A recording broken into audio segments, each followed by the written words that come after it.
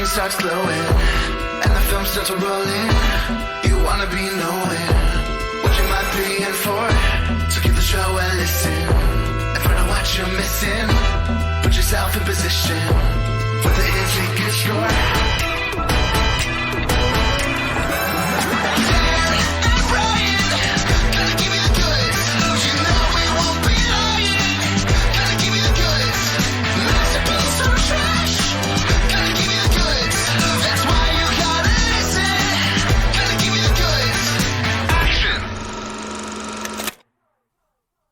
Hey everybody, and welcome to The Goods, a film podcast. This is Brian, and Dan's here with me. We're back, Brian. We can't escape this month. Just when we thought we were out. We're continuing our discussion from the last time we sat down, which was just a day or two ago, because I paired for my selections The Room from 2003 with the real movie about making the movie, called The Disaster Artist from 2017, and so that's what we're here to talk about now. I'm actually glad that we are kind of doing it as a two-parter, because I had some thoughts after our discussion the last time. We had, during the last time we spoke, Dan asked me if I saw a lot of myself in Tommy Wiseau, and maybe my reaction was a little strange. And so I've thought about that a little more, especially because this pick is coming on the heels of me talking about the film Ed Wood, which ranks pretty highly on my favorite movies. And I want to dig into a little bit how the films Disaster Artist and Ed Wood are similar, how they might be different, and how they present their central characters.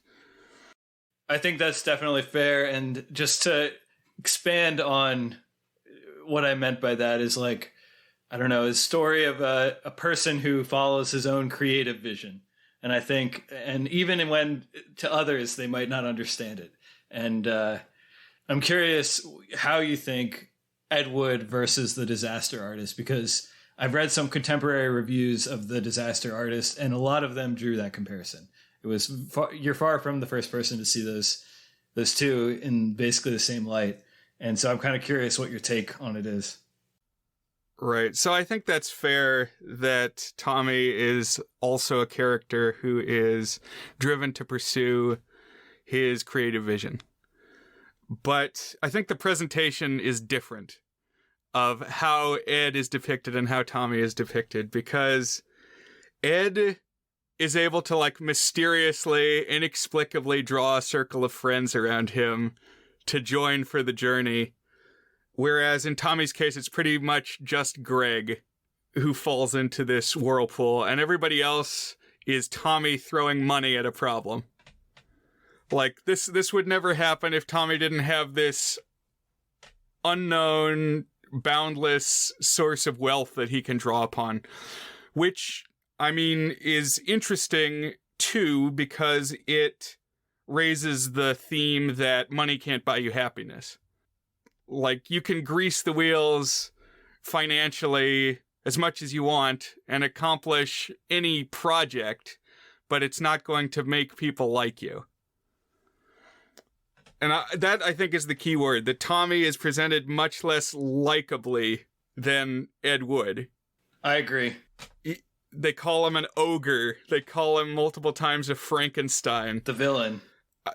Right, and I think the word is they should say vampire more often. That's how Tommy seems to view himself as a vampire, and I think that actually is kind of apt, that he lives alone in his castle and has a lot of money, and nobody knows how old they are. And oh, good call, yeah. Yeah, I think also, I mean, we're obviously going to talk through The Disaster Artist here in a second, but I think The Disaster Artist is made from a place of mocking and derision and just bewilderment in a negative sense towards its central character, whereas Ed Wood manages to find someone who is renowned for being a terrible director and turns that into something genuinely thoughtful and inspiring. Not to say that it like makes the argument that his creations are secretly good, and there's a lot of fun irony in Ed Wood and that his movies are very bad and he's unfazed by that. But just that it kind of takes the idea of someone who creates in spite of that and uses it as a means of self-actualization and connection to others and achieving some sort of like enlightenment rather than just a fool's errand that drives him even further from the people that he was trying to connect with in the first place, reach out to, be one of in the first place. Sure. So I'm going to let us move on from this, but I just want to say I don't think I am an ogre. That's the sort of determination that really needs to be made by a third-party observer. So I'm going to let other people make that judgment. I'm going to go out on a limb here and say that you're not an ogre. That's my vote as well. Oh, good. I am confident I am more articulate than Tommy Wiseau. Your English is better. Yeah. Yes, of course I can't speak whatever other language is his native tongue. And you have more self-awareness than him, for sure. Yes. So, Dan, let's talk about The Disaster Artist. As I mentioned last time, I read the book beforehand, and this movie definitely takes a lot from that. I listened to that audiobook in late 2015. I'll recommend it again because anytime Greg does the Tommy voice is funny. Like, you don't get the same experience reading the sentence, and then Tommy waved his arms and made a sound like woo, woo, woo, until you hear Greg say, made a sound like woo, woo, woo. That's pretty funny. Just certain things text alone cannot convey.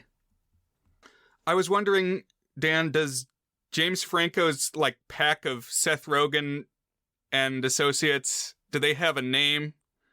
Are they the something pack? That is a good question. I guess this is the same approximate sphere of comedians as the Judd Apatow group.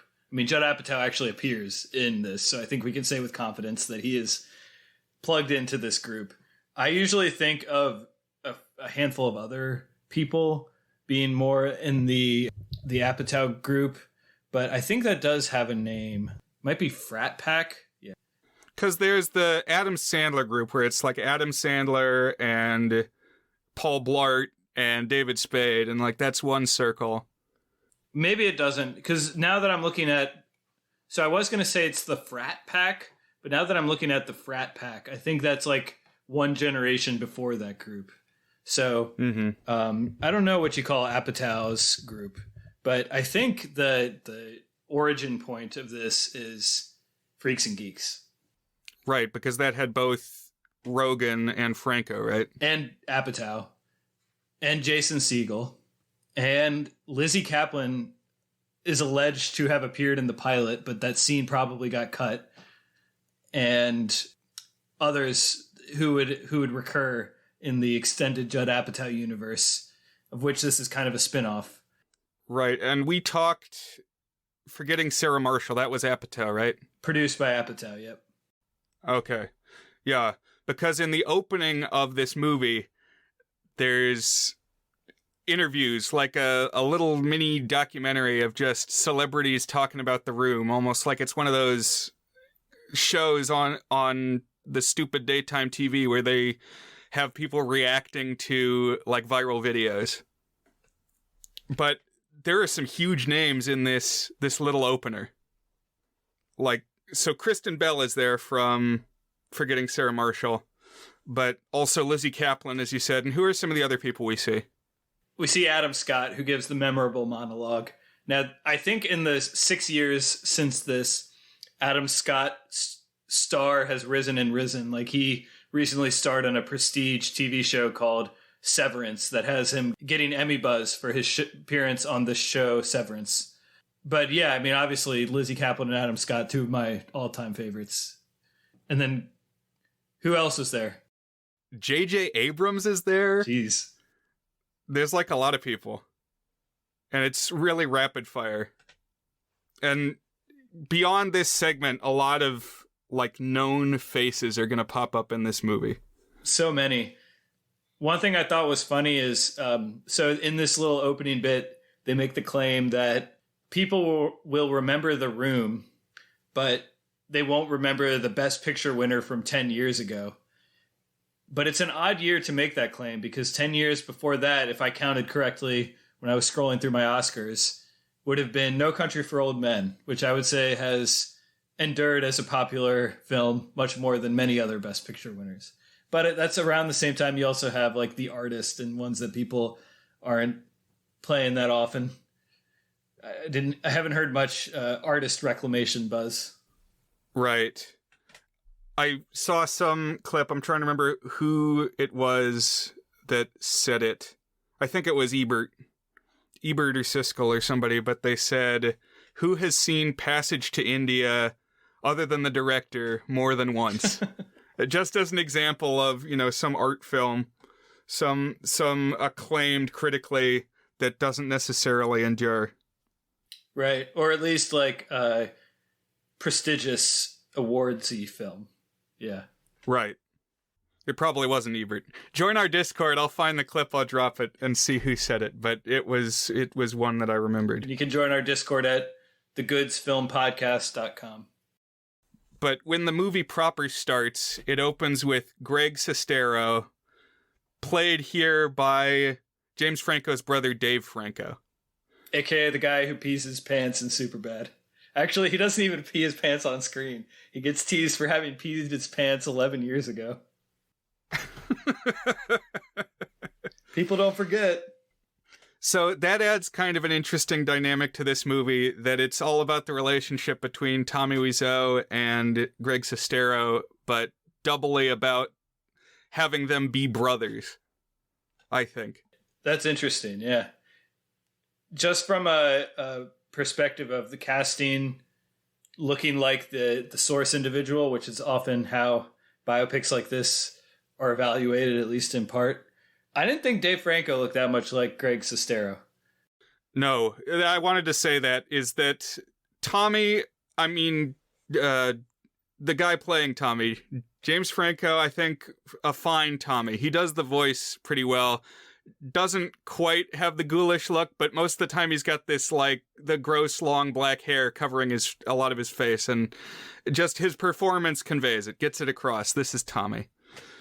And sufficient, like, makeup making him look pallid and goblin-esque, when James Franco is like a traditionally handsome, roguish type guy. Right. But Dave Franco as Greg, it's like counter to what you usually see in a biopic, where they cast somebody who's like way more handsome than the real person.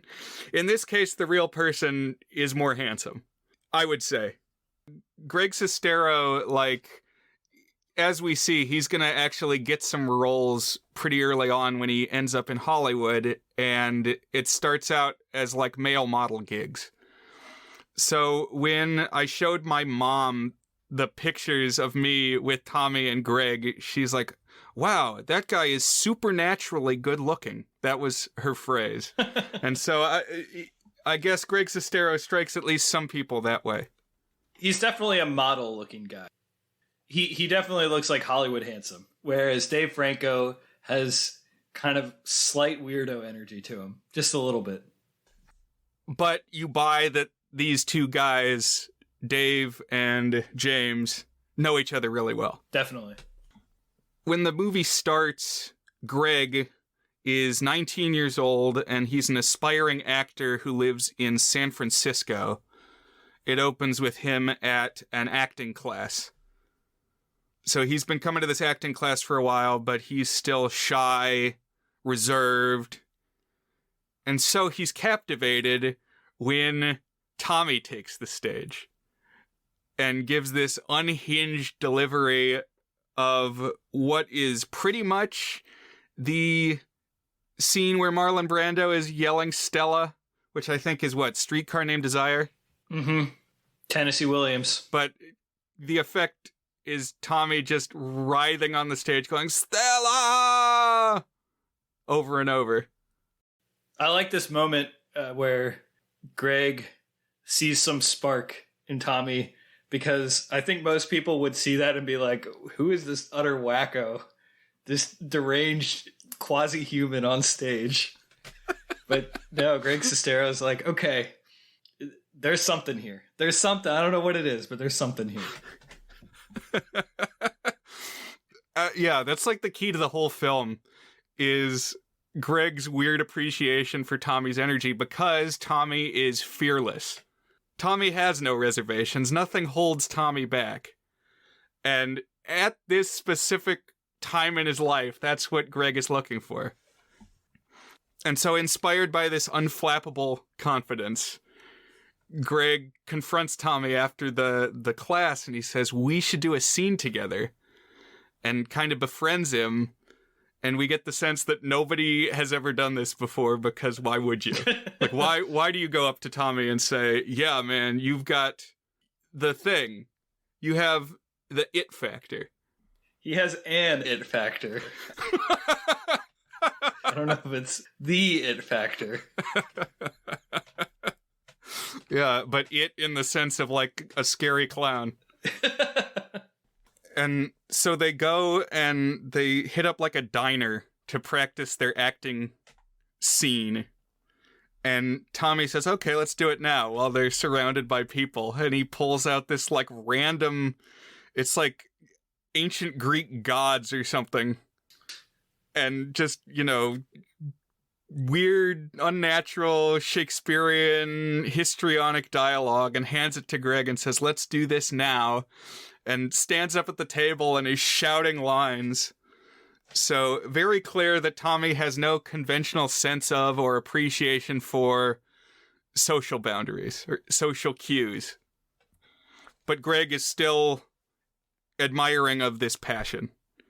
He may not quite be there yet, but he's aspiring to break in, and so, yeah, appreciates this to a degree. While they're kind of becoming friends, Greg makes an offhand remark that he admires James Dean, and they watch some James Dean movies together. And Greg happens to say, you know, I've always wanted to visit the crash site where James Dean died. And Tommy says, okay, let's go. So I looked at a map, and where it is like almost perfectly halfway between San Francisco and Los Angeles. That's kind of poetic. And it's not very close, therefore. It's like hundreds of miles either way, which Greg points out, and Tommy says, well, whatever, we'll do it. And this is the moment when I saw the most comparison to Ed Wood, because it's like, if you want to do something, why let a long drive be an obstacle? Like, how long is... It's only a 5-hour drive in the big scheme of your life. Like, if this is important to you, just go and do it. Yeah, if it's symbolic to you. I definitely have moments where I look back and I'm like, I could have just done the thing, and I didn't do the thing. Like, when I lived in Virginia Tech, I was like an 8-hour drive from where I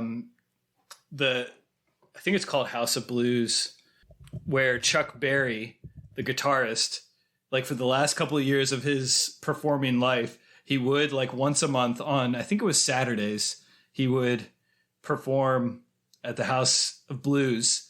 And when I was in college, it occurred to me that like that day, that night, he was performing. And if I got in my car and drove, I could have gone.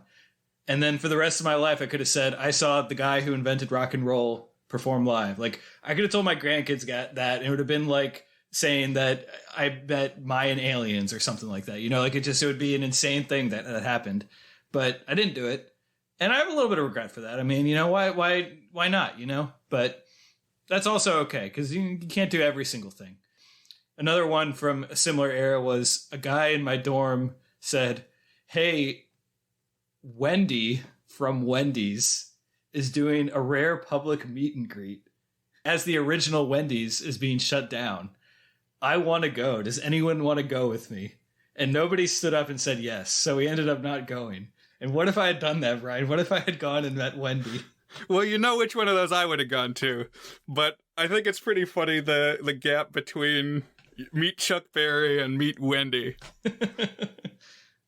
I don't know. They're both legends, both icons. Pivotal pop culture icons. In different ways. But only one got the call at the end of Back to the Future. That's true.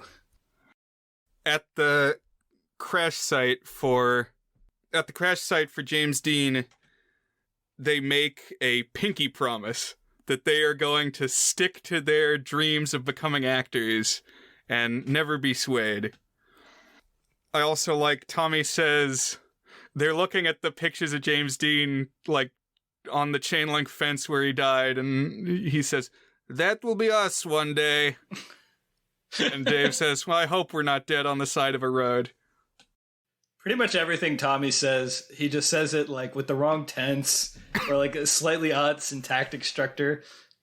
And like, for example, when he does the pinky promise, he says something like, "Give me your pinky," or something like that. Like, not just let's make a pinky promise, but he says it in some funny way. I liked that the subtitles on the film preserved however he said it. Just the complete bizarre grammar, incomplete sentences. It stayed true to his line delivery. Also, when Tommy's driving Greg around, he's got a really fancy car. So, signs that he's got more money than he's letting on, and never explained. And he even says, "Don't talk about me." Like, if people ask you about my life, don't tell them things. Definitely playing up the vampire vibes. And that's sort of a hallmark of this whole story, the book, the movie. Like, if you're reading a tell-all memoir, you expect to be told all. You pick up this book saying, well, there's a weird guy. This is the story behind him, so I'm going to buy this to learn some things. And if that's your goal, you will be disappointed and frustrated, because few questions about Tommy's origins are answered here, though you do get the story of the film. So, I don't know if now is the time to interject this, but apparently it's a little bit less of a mystery today than it was when The Room was filmed. So, have you read much about it since then? It almost destroys the mystique. The book is interesting because, like, the final chapter, after everything has happened, Greg is like, here's what I think the deal is.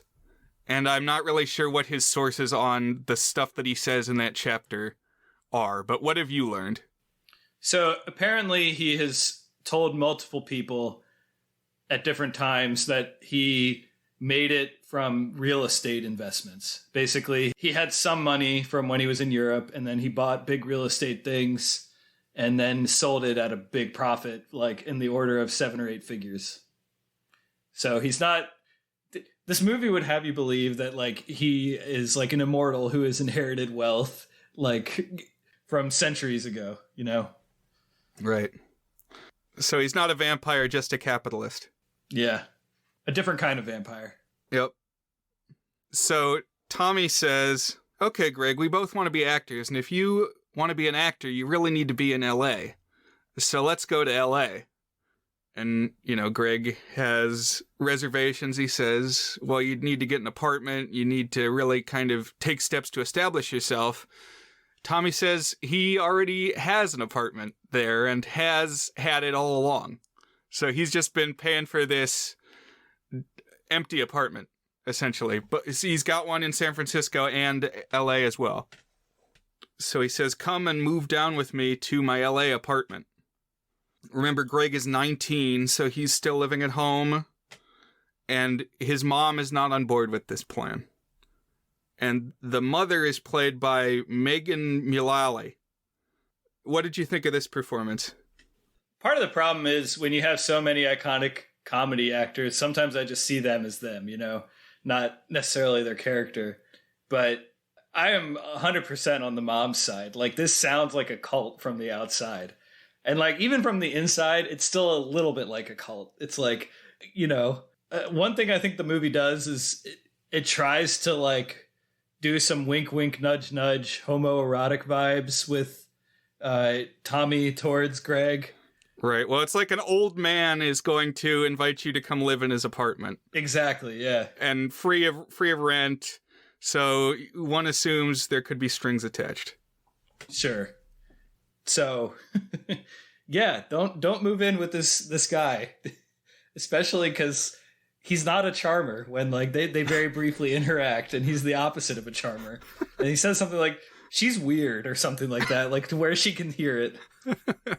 At the same time, she's standing in the way of the plot progression, and I think anytime that a character does that, it's possible to be irritated with them, like Skylar in Breaking Bad. Even if they raise some like reasonable objections, it's like, no, I want to get on the road. And so I saw a little bit of like the mom from Boogie Nights. Okay. Because it's the young dude who's got this shot to go live with the producer, and she's basically saying, you're not talented, you're nobody, this is a stupid dream, stick to real pursuits. And Mark Wahlberg shouting back, you don't know what I can do, I'm good, I've got good things, while she's ripping his posters down. It doesn't quite get to that heightened level here. This scene comes and goes in Disaster Artist pretty quickly, but I was seeing echoes of that. I was also much more team mom on the Disaster Artist. Burt Reynolds, I guess, more charming, right? Than Tommy. Yeah. And a less of like just a freakazoid who terrifies you when you first interact with him. And another mystery about Tommy, his age. He'll never tell anybody how old he is. He always says, I'm your age, which is quite a defense. But they get to LA and they're putting out feelers to get acting gigs, and Greg actually encounters some success.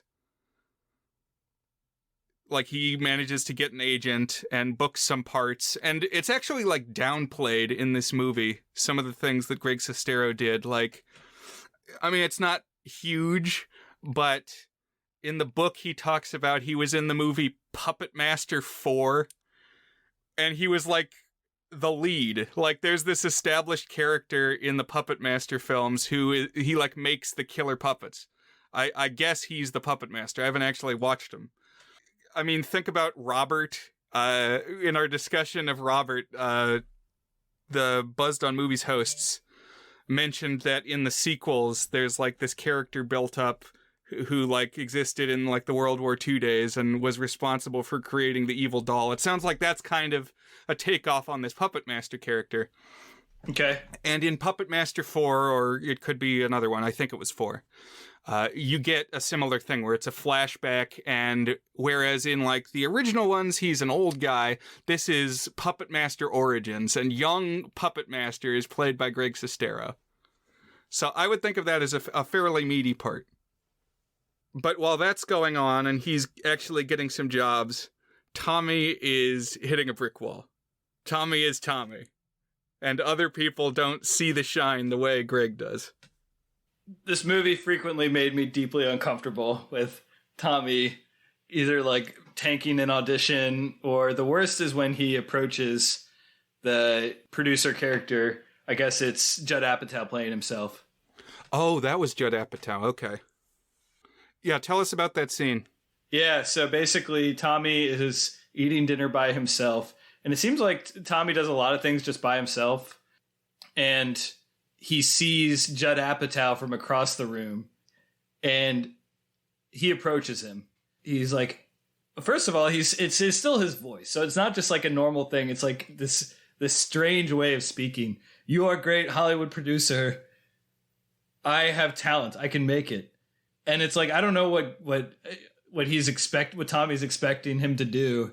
I mean, I guess a lot of people have these stories, like Robert Zemeckis, when he quote unquote made it, he basically like stormed into Steven Spielberg's office and like was like, I want to make movies, man. And it somehow worked for Robert Zemeckis. So, you know, there are like histories of these kind of encounters happening, but just watching it unfold, Tommy like saying, I can make it, where Judd Apatow playing a normal person, not like a heightened character at all, is just like, I'm eating dinner, go away. And then Tommy doesn't take no for an answer, and he starts doing this, I think it's from Hamlet, a monologue and so loud and like obnoxious, and it's to like be or not to be. And then Judd Apatow kind of loses it and starts putting him down and says, even if you have talent, it's 1 in a million, and for you, it is not happening. Yeah, it's tough to sit through. Right, he says, it will never happen for you, not in a million years. And Tommy says, what about after that? Definitely heightening the vampire vibes. Yeah. It's, what do they say in Dumb and Dumber? So you're saying there's a chance. Like 1 in 100? More like 1 in a million. So you're saying there's a chance. Great movie. I thought you hadn't seen that one, Brian. I've just seen a couple clips, most of which you sent me. Hey, big gulps, huh? Well, talk to you later. And we probably discussed it, but I imagine that part of the subtext, the gimmick of that is that if an extra talks, you got to pay him more. So that guy wasn't supposed to talk. So Jim Carrey approaches him, goes on a rant about big gulps, and then walks off stage, and the extra can't do anything about it except just stand there. Right. We landed on the moon! I think if we ever did an episode of that, it would just be me quoting it over and over again for an hour. So pretty much the that thing you do experience. Yeah. Although my brother Will, who's appeared on the pod, said, man, you missed he gave me a couple great quotes that I missed. I was like, I quoted a lot of things on there. It's not like I didn't quote the movie when we were talking about it. Yeah, we got to think about anything that we missed and save it if we do a special 150th coming up. In the midst of Greg kind of leaving Tommy behind in his, small level success, he's working. Greg also hits it off with Alison Brie, who plays like a bartender, and they start up a relationship. AKA Dave Franco's IRL wife. Really? Okay. I didn't know that. Yeah. They announced that they were married at the debut of The Disaster Artist. Oh, huh. Okay. But they had been publicly seen in a relationship, and I think engaged prior to that. Nice. Sometimes it can be fun when they do that. It's more fun when the actors are really in a relationship, but they act like they hate each other, or that their relationship is somehow illicit, or they can't be together. Like in Always Sunny, Charlie is really married to the waitress who he's just relentlessly stalking in the show, and Dee is married to Mac, and part of it is that they just are always joshing each other. They especially Mac is always insulting Dee. Mm-hmm. To me, the strangest one of these ever comes from Arrested Development, where there's a subplot in the 3rd season where Michael thinks he's found a secret Bluth sister, N. Bluth, who is cast as Justine Bateman, who is his real life sister. Except it turns out the whole time she's not actually a sister, but she is a prostitute. And this whole time she thinks that Michael is hiring her. So it adds the weird undercurrent of that. And yeah. There's some video, it's like a PSA from the 80s. I forget what it's for. I want to say it's how to use computers or something, but it's hosted by young Justin and Justine Bateman. Okay. It could be, I think I'm combining it in my head with, there's one from the early 90s of the Friends cast explaining the internet. So I don't remember if computers have anything to do with the Justin and Justine Bateman one. It might be a don't do drugs thing. I think it's Jason Bateman, although now I wish it was Justin Bateman, because then it would be Justin and Justine. Okay. But it's Jason. It's Jason and James Franco. So I'm mixing up the J names. It's okay. I gotta get the names mixed up sometime. Call it the Dan special, if you get at least 3 or 4. Yeah. So Tommy's getting frustrated. He's not getting work. He's starting to resent that Greg is, and that Greg's building a relationship and kind of leaving him in the dust. But Tommy has money to throw at this problem. And so Greg kind of off the cuff says, man, you know what would be great is if we made our own movie. And Tommy says, yes, that's what we're going to do. And so he sequesters himself off in his little cave with, I think he's got a typewriter, like actually a typewriter. And he bangs out the script to The Room. And the scene where he comes back and hands Greg the finished script of The Room has a power to it that I really love. It struck me now that I've watched Oppenheimer that it's the same energy there. How so? Because it's like they've stolen fire from the gods. This is a thing that's going to change the world. The genie is just about to be out of the bottle, and once you let it out, you can't put it back. What do you think is a greater detriment to the history of humanity, Brian? The atomic bomb or The Room? Hard to say. I mean, the bomb was only dropped twice. How many times has The Room screened? But you can almost see the same Cillian Murphy look in Greg's eyes as he reads this script. Suddenly the weight of the world is on him. And Tommy says, you will be Mark. You're going to play Mark in The Room. So then the bulk of the movie is them making The Room and just little anecdotes behind the scenes of this film getting made that we talked about when we last met. And what else can you say about the process of this coming to light, Dan? Yeah, I think another interesting thing is we don't quite see it right away, but one component of making The Disaster Artist is that the cast has to effectively make The Room also. So we see like recreations of iconic moments and scenes from The Room, but like they're making of.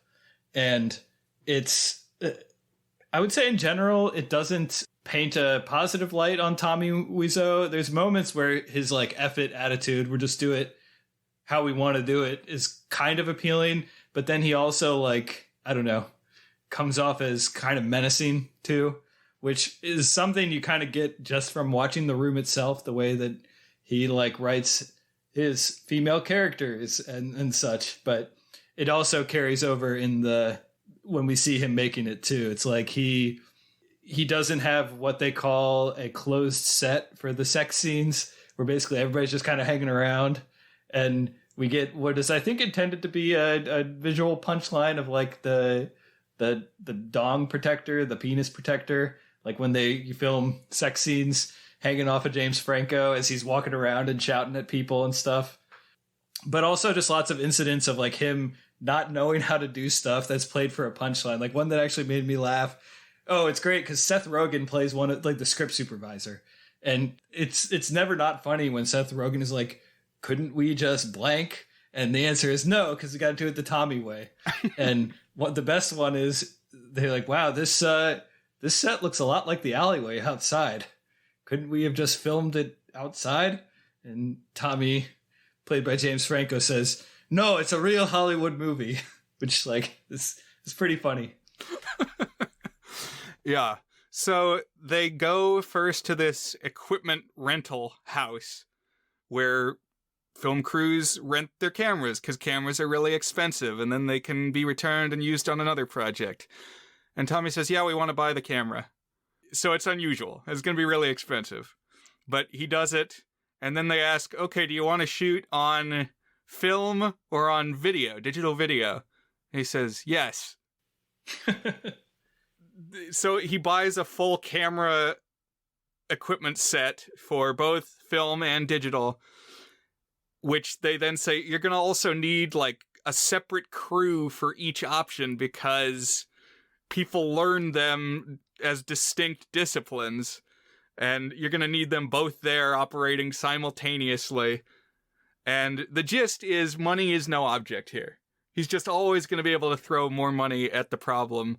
And so he gets professional people on board, but they're also like always going to be a little in the dark because they're being led by an amateur. And as a result, they're always going to privately think, I know how to do this. and probably be correct, but that's always going to be the source of conflict. And this was kind of frustrating for me because it's like, I want to see, I know this is not how it happened in real life, but like had Tommy or even Greg use this as an experience where like, oh, hey, if you collaborate, if you bring people in, you learn from them, you let them do what they want, let them have some ownership of it as well as you, then everything is better off. You learn more, you're happier and stuff. But that's like exactly what doesn't happen here. That's a great point. You could actually use this to be networking a little more productively, probably, and just compassionately. Or at least like give it the feeling of like a, let's put on a show, let's get the gang together type vibe where like everybody ends up bringing something of themselves to the project, you know? Right. The two most prominent crew members are Seth Rogen, who plays the script supervisor named Sandy, and he essentially turns into the real director because Tommy is starring in the movie, so he can't be directing all the time, and also arguably can't direct. So Sandy, steps up and is often the one he's like, let's do it maybe this way. Yeah. Was that something he talked about in the book, about how he sort of became the director? I think so. There's definitely, people kind of having to step up and take charge. The other one we see a lot of is the cinematographer played by Paul Scheer, who's one of this group that they like pop up all over the place. Like in Gravity Falls, he voices the guy who operates the Rockafire band. And another guy, Paul Scheer plays Andre, who's a character in the TV show The League, about the fantasy football league. And another character in that show is, I think the character in the show's name is like Raffi or something. He's like an Indian guy, but that actor pops up all over the place too, and he's in this movie as the guy who rents the equipment. I think it's Jason Mantzoukas. Okay, there you go. The guy who has like kind of the wild hair and beard. Right. Looking back, that was a pretty stacked cast in the league because you had Jason Mantzoukas, Paul Scheer, and Nick Kroll, who have all gone on to appear in like a bajillion things. Right. Often kind of overlapping, walking in each other's circles. But Mantzoukas in The League, at one point, he's got a line. He says, "I've gone kosher. No more eating live pig for this guy." So, a long sequence of them creating these scenes and tensions just gradually rising higher between Tommy and the experienced crew. And it's not just that he doesn't know what he's doing. It's that, like Dan said, he's mean about a lot of stuff and aggressive and denies actors things that they would have on other sets, like water. He's not giving anybody water. So when your needs aren't met, hostilities rise. I thought this was also kind of inconsistent because he wants it to be a real Hollywood picture, but like he also seems to be skimping on that. Like it would have been more interesting tension if he was bootstrapping everything, and that was like another compromise he had to make. But here he's throwing money at everything except apparently air conditioning. And you know, the bottles of water you get like at Costco, you get like a 48 pack of them for $7 or something, you know? Yep. As a construction worker, that's something we always had, was just packs and packs of the bottled water. And one of the trailers for this movie was just the scene where Tommy is acting for the first time, and it's the "I did not hit her" scene, and he can't remember the line.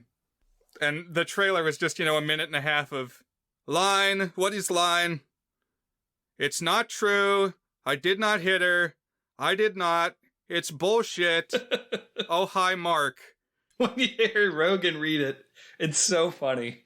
It's like a standalone SNL skit, basically. He walks out. He says, "I hit her. No. Do you want to change the line?"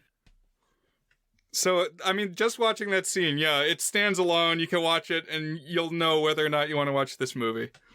Then finally, like, Greg is the one who's always able to keep things a little on track because he knows how to talk to Tommy. And in this case, he goes up and he gives Tommy a prop, the random bottle of water that he has there. And that, like, lets Tommy focus. But even Greg is starting to have misgivings, partially through the influence of Alison Brie.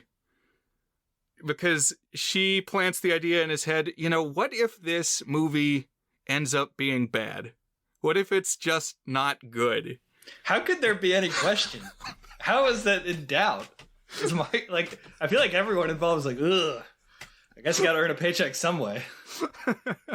But that kind of pierces the veil for Greg for the first time.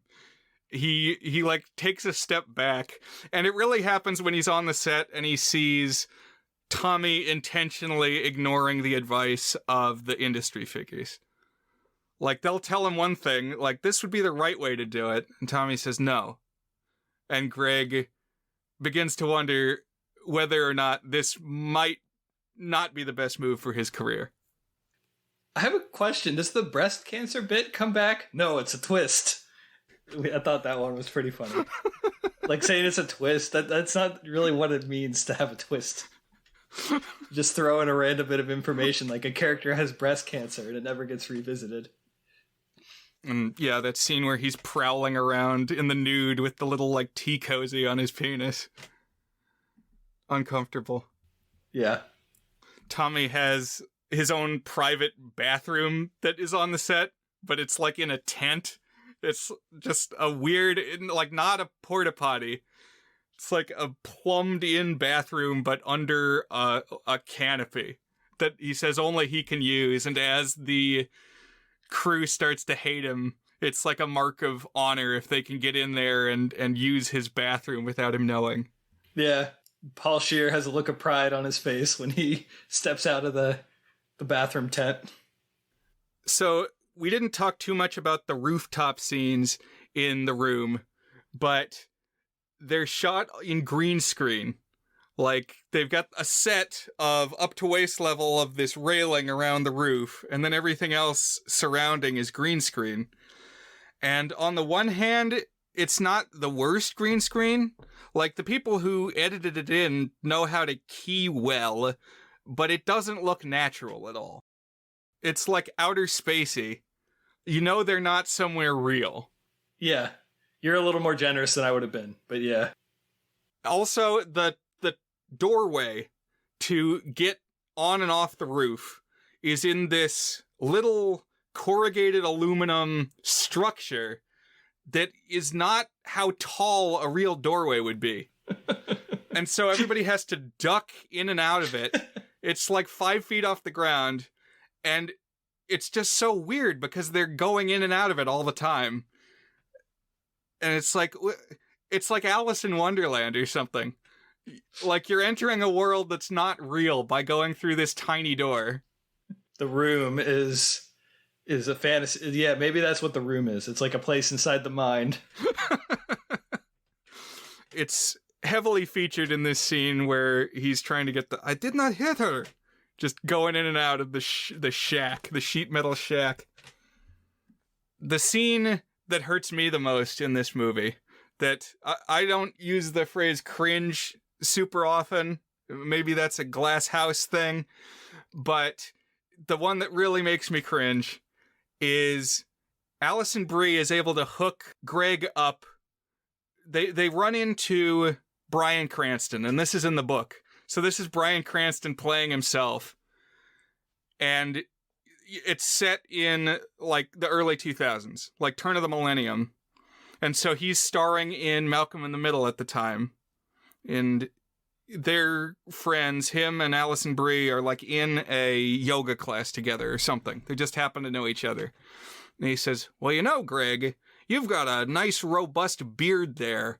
And we've got an episode of Malcolm coming up where you could play a lumberjack character. And you just show up tomorrow and you can be on the show. So great. Golden ticket. This is amazing. This is incredible. And all he's got to do is miss a day of shooting and have a beard. Tommy, who, of course, has come to resent Greg making real inroads, says, well, you've already obligated to my project, which is in production, so I can't just let you go. oh, and by the way, also, tomorrow is the day I need you to shave your beard. So Greg has to make the choice. Is he going to do this thing for Tommy that he said he would do?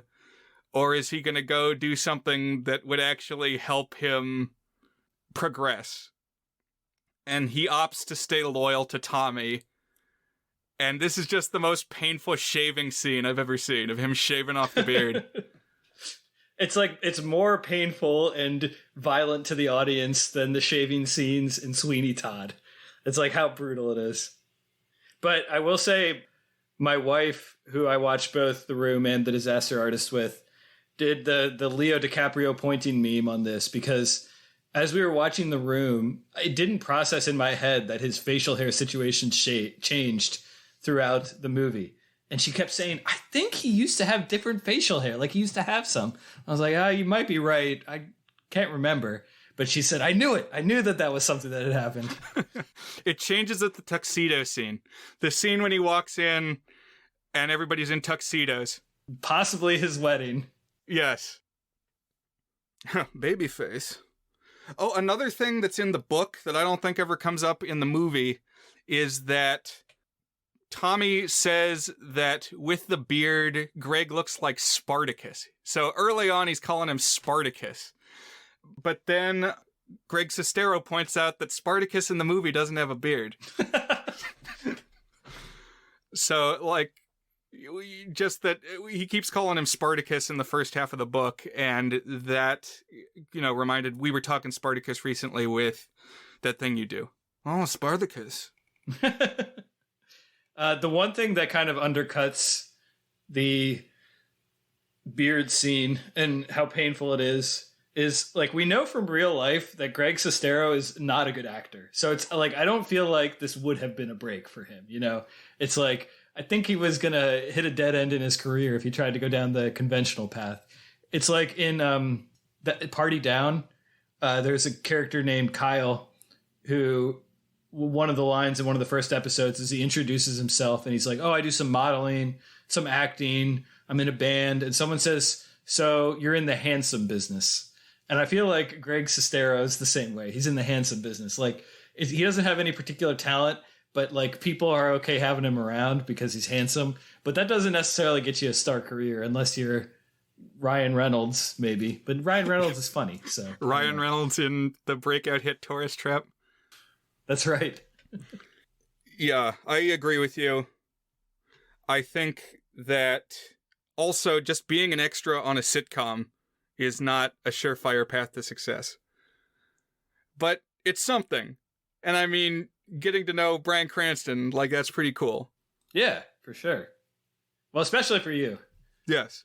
Breaking Bad devotee. Mm-hmm. And hey, Malcolm is pretty good too. I've watched a significant chunk of it. Not the whole thing, but pretty good show. I need to watch more of it.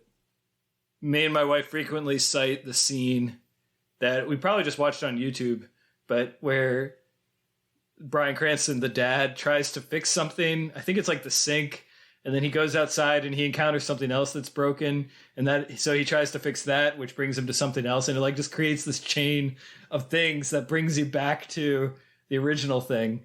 And we call it a Malcolm in the Middle moment, when you get like brought from one thing to another thing to another thing in a chain of a semi-coherent train of thought almost.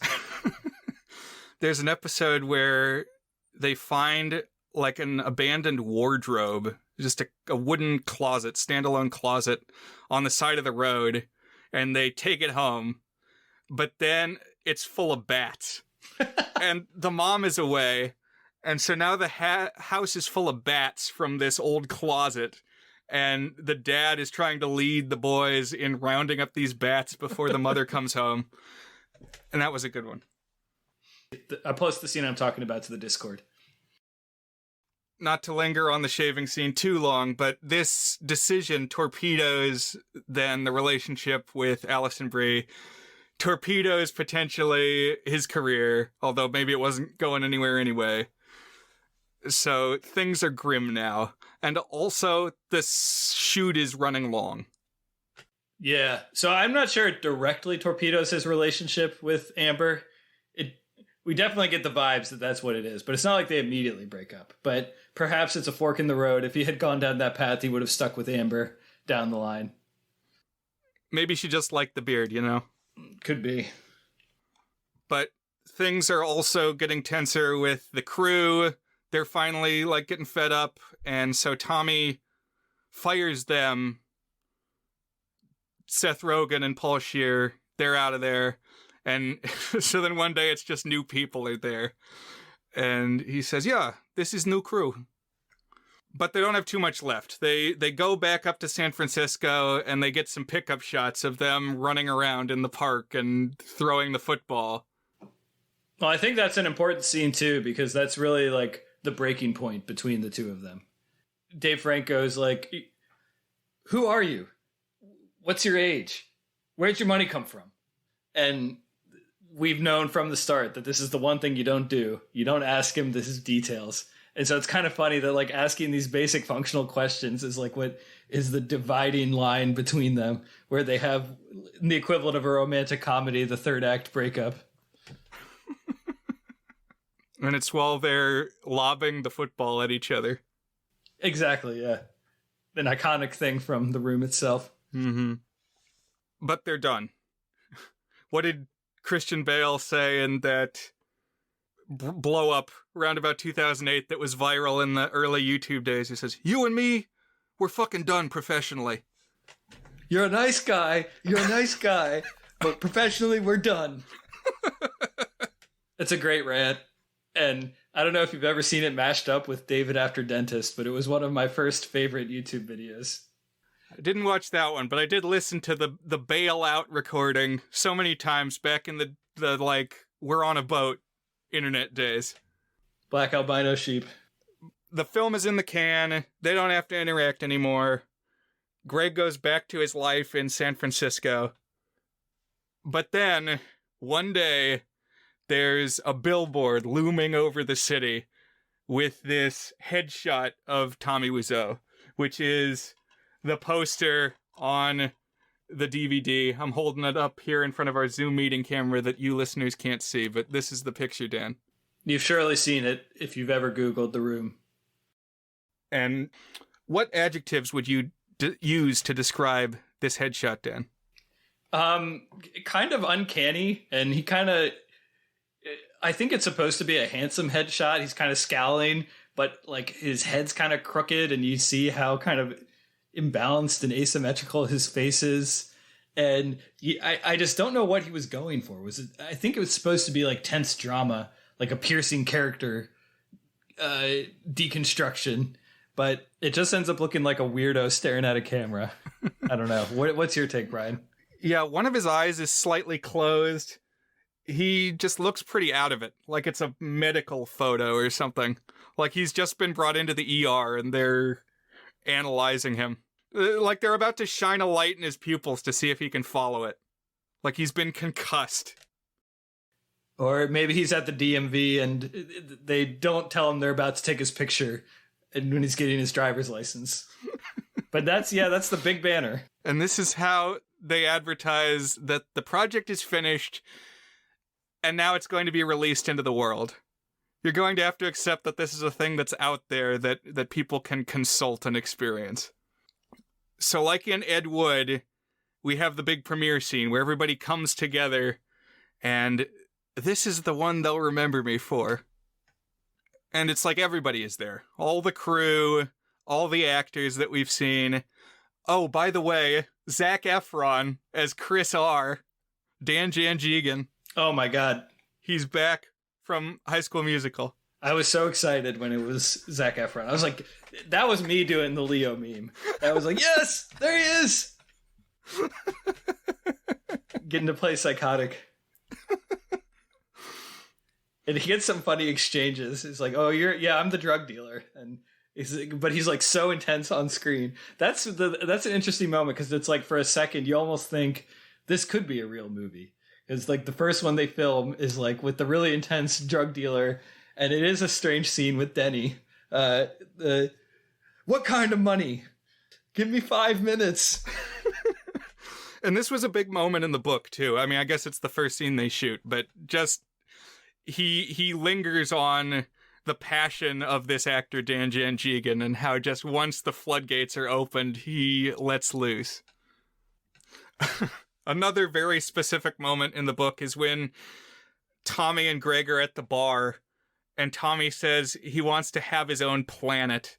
And then he hands over this custom pen that has a little plastic planet at the end that says Tommy's Planet on it. So definitely some faithful moments captured. So they're at this premiere. Everybody's experiencing The Room for the first time. And people are laughing.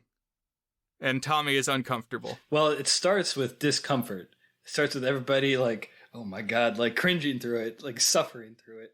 And then they turn. Yeah. Something, I forget what it is, but there's a breaking point where it turns into laughter. And then it kind of builds and builds. Almost like, what have we talked about where there's like the uncanniness of fake laughter? Like I think it was in Sullivan's Travels we talked about it. There's a little bit of that in Mulholland Drive too. Or it may not be laughter there, but like unnatural smiling. But there's just something slightly off-putting about fake laughter. Mm-hmm. That's over the top. And apparently this is not what really happened. Apparently it took like years for this movie to be reclaimed. Like it wasn't an instantaneous thing. But from a narrative perspective, it kind of works. Exactly. Yeah, I had never heard of this before 2010. And not that I'm the authority, but I think that's really when it came to popular knowledge. It was kind of an underground thing before then. And we linger in this premiere longer than, say, in Ed Wood. In Ed Wood, you kind of get the Pee-wee's Big Adventure thing of, I don't have to watch it. I lived it. Mm-hmm. And he heads out with the girlfriend. And that one is funny because they're just about to hit play. And it's like, that's when the nuke is about to drop. It's not after the nuke is dropped. Yeah, it's walking away from the explosion. Here, though, Tommy is kind of having it wash over him that people aren't receiving it the way he dreamed. So he and Greg go into the lobby and have this conversation. And I guess the takeaway is, well, you did this, Tommy. You did a thing. You set out to make a movie, and it's at least getting a response. Mm-hmm.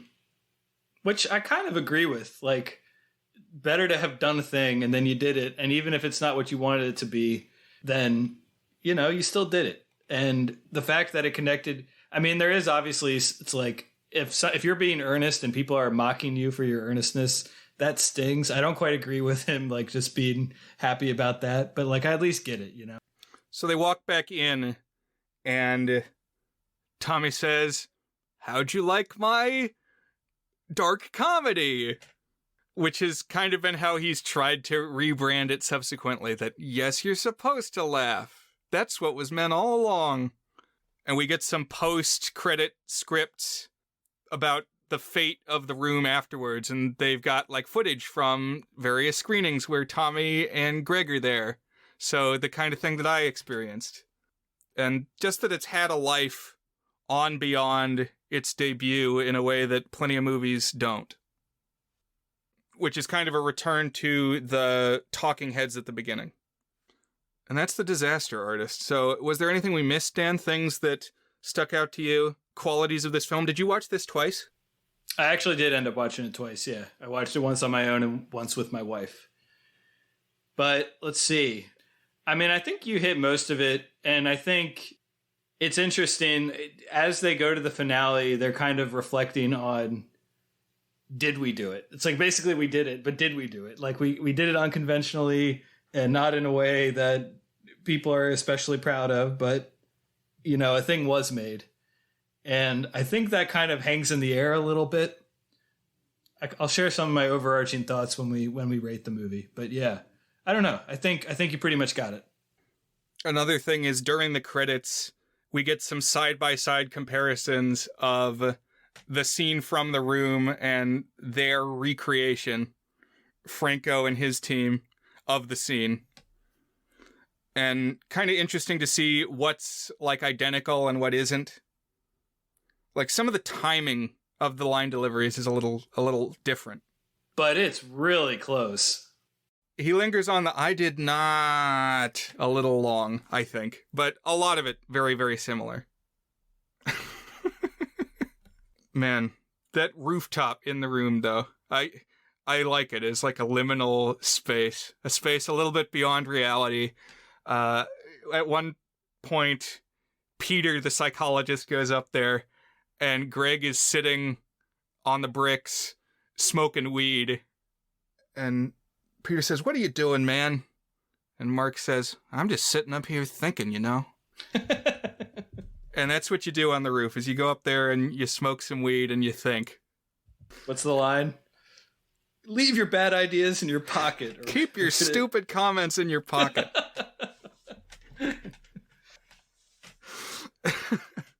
So, Dan, one or two more stupid comments before we wrap this extended two-parter. Out of pocket. Yeah. So, I wanted to reflect now here at the end of this bloated month, Dan, that has ballooned to like 10 episodes. We did it.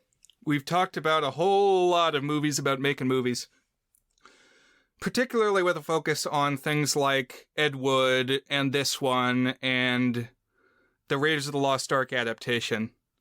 When is a movie worth making, Dan? Like, what is the impetus and the value behind deciding to make a movie and following it through to completion? So we kind of had a conversation about this in the Raiders of the Lost Ark, the adaptation episode. And then it subsequently spilled over to our Discord. We talked a little bit about it there. And I would say in general, my vision on creating things is like, you should create a movie if you want to create a movie for the purposes of the act of creation.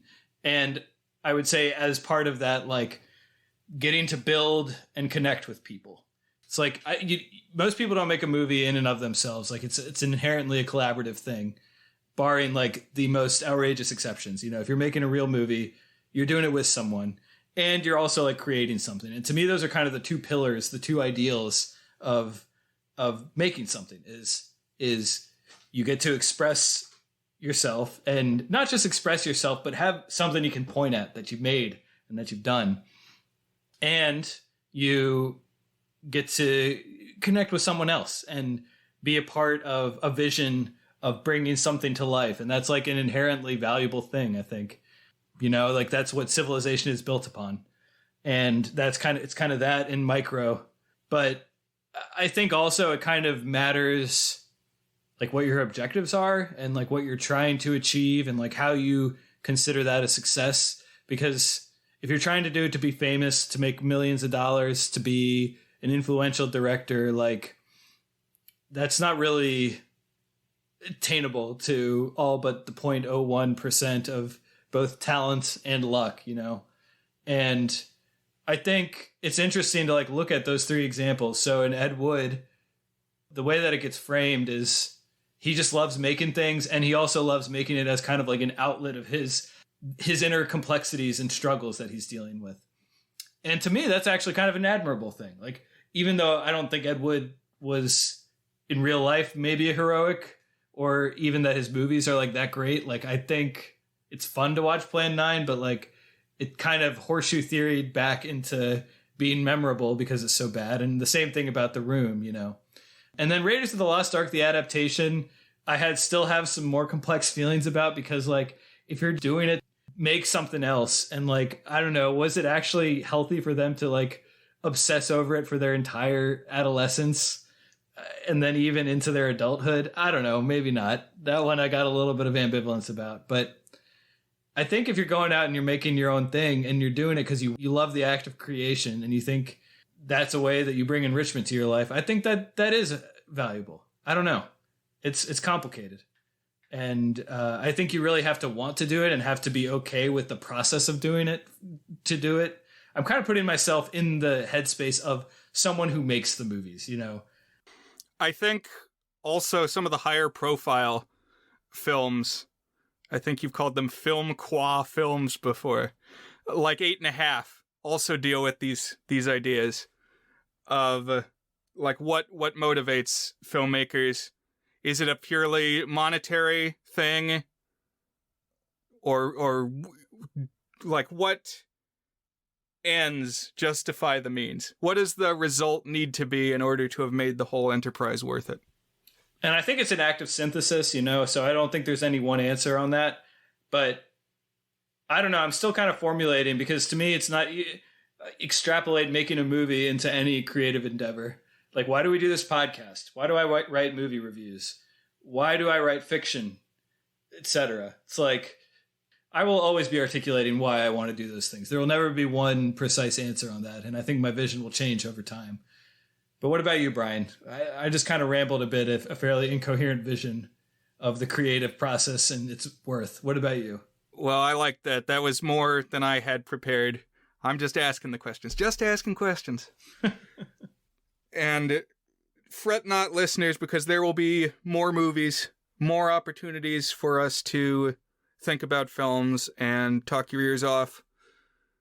But I think this has been a fun month. I appreciate, Dan, that you let us expand it out, because some of these movies have been burning a hole in my pocket for a while.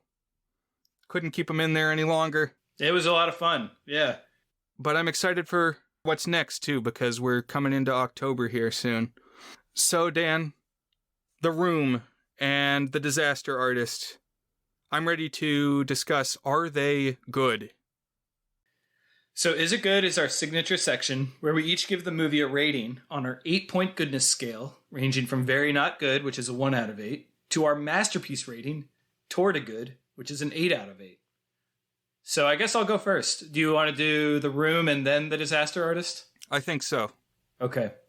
So is The Room good? And I've kind of talked a little bit about my thoughts on so bad it's good, because I think it's kind of like I said, horseshoe theory. That usually applies to politics, which basically says if you're on the extreme right or the extreme left, some of your viewpoints tend to circle back to each other, like gun rights, for example, and various other things. Yeah, things like not tolerating free speech, and, if you have an extreme ideology, you don't want to hear anything else. Right. But I think that also can be used in other ways. And I think if a movie is so inept on normal metrics and craft of film goodness that it turns into a good comedy, then it's still a good comedy, even if it's like it was intent was to be a drama or something like that. It's like, I don't know. I kind of disagree with people who do the half star plus a heart on Letterboxd. It's like, well, if it's a heart, then it's not a half star. I only give things a half star if I genuinely dislike them, So I think that The Room, I think I said this when we talked about it last week. I think in micro, it's a hilarious film. Every scene gives you some baffling line reading or like some idea stretched out to just dizzying lengths that like make it funnier and funnier, like the Simpsons rake gag. And like in some way a plot point comes back or doesn't about face, or it gets discarded. And so there's lots of stuff in micro that it's a never ending well of treasures. That said, it also is held back as an overall viewing experience because it really does feel kind of gross and mean-spirited towards the women and the excessive nudity. And I feel bad for some of the actors and the people involved who are like really trying to be professional. It's a little different because I don't know. It's just something about these people bringing their all, but they're like some combination of, I don't know. They're just in this abhorrently misconstrued product. It just feels a little off to me. And also like it really does drag out just like the same things over and over again. Like it starts to lose a little bit of it. Like it never fails to surprise, but I don't know. The ending's a little bit of a downer too. So I think it's must watch if you like movies. So that's kind of my baseline. It is must watch. You need to see this. You need to know what The Room is if you are an appreciator of the art of cinema, because it really does give you things that you won't find anywhere else. It takes the most bland and basic drama thing and just turns it inside out and distorted into this wacko vision if you could even call it a vision. So I'm going to give this a good, because there's no one right rating. There's no, for me to go and say, what is The Room? Oh, it's good. That doesn't tell you what the whole picture at all. There is no one proper rating. Really, it should be like a 1 or an 8. Like it's A or B, you know? But like, I'm just going to land on good, because although I think it's got problems, it's still one that I think needs to be seen. For comparison, I gave Plan 9 from Outer Space a 4, which is a nearly good, and I gave Troll 2 a 6, which is very good. So I think this is in between the two of those in terms of how great it is as a viewing experience. What about George of the Jungle 2? You gave that one right a 5, I think. Yep. I'd put that in the same tier. I think that one's underappreciated as a great bad movie, quote unquote bad movie. And this was the first time you'd experienced The Room, right? Actually sat down and watched it? Oh yeah. Yep, it is an experience. I'm glad I could bring that experience to you. As I often am, I'm trapped by the rating that I gave Max Magician so long ago, and that has really served as a benchmark to me. I think I have to give this one a 1 for The Room, but with some context. So it is not as hard to watch as some. Like, we watched After Last Season. That was very hard to watch. For me, the 5-hour documentary was very hard to watch. The Room is breezy compared to that. Like you said, something to latch onto at just about any moment, although there is a lot of repetition. That said, there's just not as much genre flavor or variety as you get in other best worst movies, like Plan 9. No space aliens, no pie pan flying saucers or zombies or anything in this. Troll 2 I would also give a 6. Maybe Troll 2 needs to have an episode at some point. That one it sucks me in a little more. Like, I just appreciate the zany characters in Troll 2 and the world, the goblins. Just less here overall in The Room. But you can't ignore Tommy Wiseau. You gotta know Tommy. Like Dan just said, I think, track this one down if you haven't, and form your own opinions. And then put your stupid comments on our Discord. You're free to take them out of your pocket. Right. We're a space for sharing your thoughts. One last The Room observation I didn't get to share last week. So if you're watching The Room and you leave it on through the credits, which I did because like my wife and I were just sitting there with our mouths open, like wondering who the people were who made this. And you get kind of towards the very end of it, and one of the last line items is craft service, LA and SF fast food, which we were like, is that a company? No, I think he literally just like went to McDonald's and brought McDonald's to the set from LA and San Francisco. So I thought that was a hilarious thing to have on the craft service line, LA and SF fast food. It's like, that's what we did when we made this movie. We ate fast food. By the way, actors don't like when you do that. Like, there's a whole expectation of what craft services is going to be, and it's pretty specific. And if you don't do that, it's a hallmark of amateurishness. Oh, I didn't know that. Interesting. I'd have a lot to learn if I went out to Hollywood. If we made our own movie, Brian. That's probably the best thing about filmmaking, is that it's like expected that everybody is going to eat well, and you can pretty much have food anytime, all the time. I think what that grew out of was shooting on location. Like, they didn't want people taking lunch breaks, and days could run long. And so there's just always food at hand. Interesting. On topic, though, you mentioned things going on during the credits. After the disaster artist credits, there's a cameo from Tommy himself. Oh, there was a post-credit scene? Yeah, a post-credit scene, and it's James Franco as Tommy at a party, and the real Tommy walks up, playing like some other character, but still with all the Tommy-isms. I can't believe I missed that. I have to go watch that. And James Franco says, "What kind of weird friends does the Greg have?" About Tommy. So it's kind of humorous. And I'm also wondering, did Greg appear in it at all? That's a good question. We might have to look that up. He seemed like more of a surefire appearance. Right, it's his story. He's very much at the center of it. So then, The Disaster Artist, Dan, is it good? 2 lead-in thoughts, and I know I've let my thoughts run long here. One is, if you didn't, go back and listen to our episode of The Room. I gave some contextual thoughts on the fact that James Franco is well known as a creep in the post-Me Too movement and has basically been shunned from Hollywood. So that has been addressed, even though it wasn't in this episode.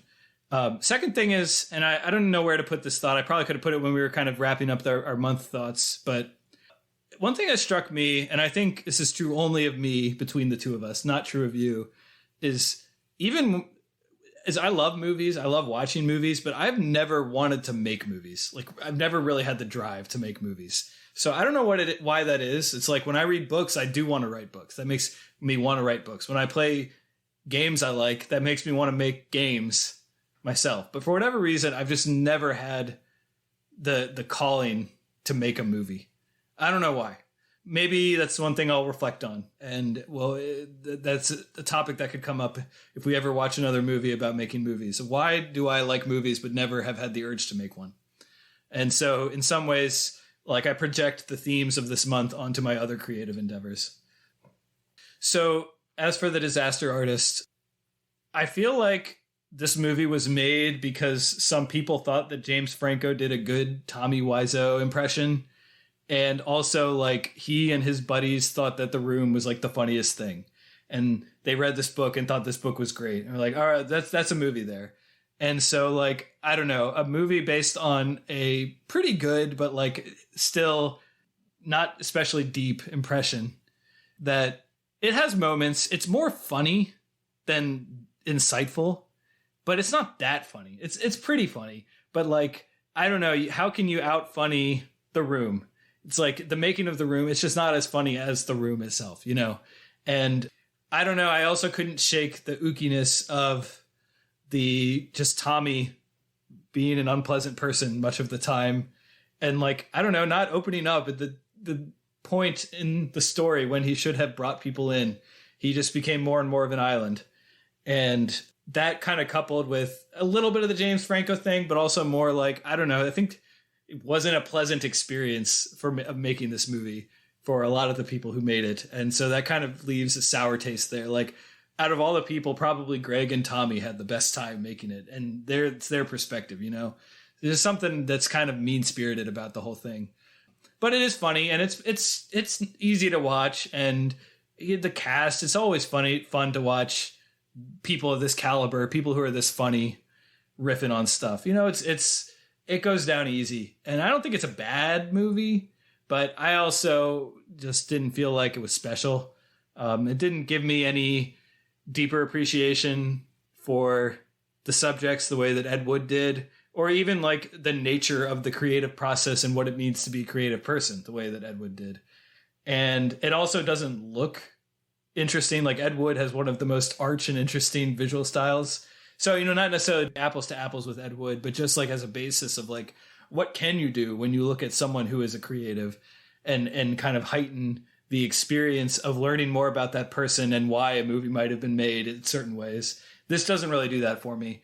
I'm going to give it a lower end 4, maybe mid 4. That is good-ish on our scale. I think by comparison to The Room, which I gave a higher rating, I think I got more out of watching The Room than I did watching The Disaster Artist. So like, there's my rating right there. I'm actually kind of surprised you landed on a 1 for The Room, but I kind of see how you got there, given that you gave a 5 to Plan 9, which to me, they're not exactly the same, but you know, I can see why you'd come at them from different angles, but yeah. So anyways, I'm at a 4 on The Disaster Artist, Brian. What about you? I will have to reflect a little bit on how I rated Plan 9. I feel like my portfolio has gotten kind of heavy with the ones. For what it's worth, The Room is much less confusing than something like Thomas and the Magic Railroad. I like that The Disaster Artist exists. As a book adaptation, it's pretty faithful. I would recommend that you track down the audiobook. That's a good experience. I don't like this movie as much as something like Ed Wood. Ed Wood makes me smile. Ed Wood inspires me. This is more of like a dour experience. But I do like seeing behind the scenes. I'm going to give this one a 5, good, and like a middle to high 5. I do like watching it. I was glad to have an opportunity to revisit it here for the podcast. And I think the people who were making it were having fun. I mean, this is a bunch of celebrities messing around. Cool to see Zac Efron. Oh, Saul Goodman, Bob Odenkirk is here as like the acting class coach once they get to LA. He's the one who says, if you want to get into acting, Tommy, you're going to have to play villains because that's your energy.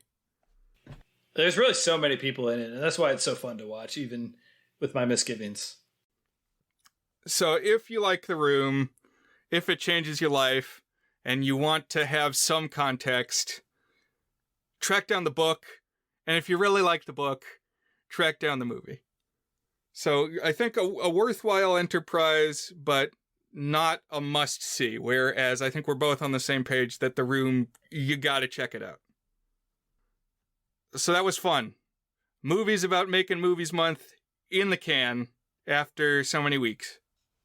And Dan, what is next? Yeah, so the way that this has kind of fallen, the dominoes, the chips, we will next be recording just a couple days before October starts, if not actually after October has started. So we're like really creeping right into spooky season. But I didn't get my start of school high school movie pick, which I usually like to sneak one in there sometime in the fall, because the second best genre of movie, the best being end of school movies, the second best is start of school movies. So I thought I would find a movie that kind of scratched both itches, kind of eased us into spooky season, but also gave us some high school shenanigans. Brian, have you ever seen the 1996 film The Craft? That's about witches, right? Yeah. Haven't seen it. Okay. I think that's what I'm going to pick. I had a few options, but let's watch The Craft. It's a 1996 film. I've never seen it either. I don't really know much about it, and I guess we'll find out. It's kind of in the realm of idle hands, where I know some people really like it, and I'm curious about it, and so we'll see how I feel about it. So yeah. Idle Hands was a trip. That was a good find. So I'm excited just to be in Spooky Month all over again. Our 4th one, I think. Crazy. Holy cow. That's crazy. Is it really our 4th? I guess it is. It will be, because that's when we started in 2020, was in September going into October. So 2020, 21, 22. Yep, 23 is our 4th. Well, this was fun, Brian. This episode, this 2-part episode, this 10-part month, quote unquote month. So thank you for that. And I look forward to continuing to podcast. Oh, absolutely. On to new horizons. Thanks for joining us, listeners. Tune in again.